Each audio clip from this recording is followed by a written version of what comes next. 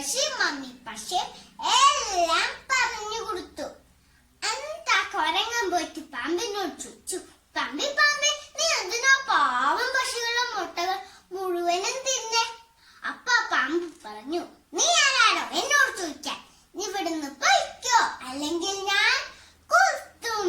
ദേഷ്യം വന്ന കുരങ്ങൻ പാമ്പിനൊരു പാഠം പഠിപ്പിക്കാൻ തോന്നി. എന്ത് കൂട്ടുകാരനായ കാക്കേനെ കിറാക്കിർ ഉറക്കെ വിളിച്ച് കാക്ക പറന്നു വന്നു. കാക്കേന്റെ ചെവിയിൽ ഒരു രഹസ്യം പറഞ്ഞു. കാക്ക പറന്ന് പറന്ന് ദൂരെയുള്ള കൊട്ടാരത്തിൽ പോയി. അവിടെ എന്നെ പോലെ സുന്ദരിയ ഒരു രാജകുമാരി. ആ രാജകുമാരി വളയും ഒക്കെ ഊരി വിച്ച് കുളിക്കാൻ പോയപ്പോൾ കാക്ക രാജകുമാരിന്റെ മാല കൊത്തിയെടുത്തോണ്ട് പോയി.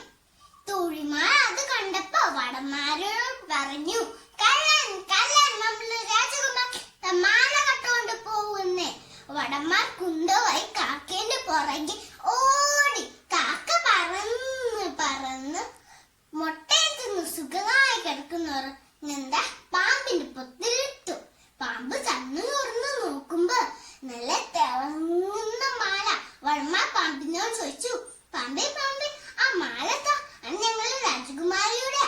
അപ്പൊ പാമ്പ് പറഞ്ഞു, ഇല്ല ഞാൻ തരില്ല, ഇതെനിക്ക് ഇഷ്ടമായി, നിങ്ങൾ ഇവിടുന്ന് പൊയ്ക്കോ, അല്ലെങ്കിൽ ഞാൻ കുത്തും.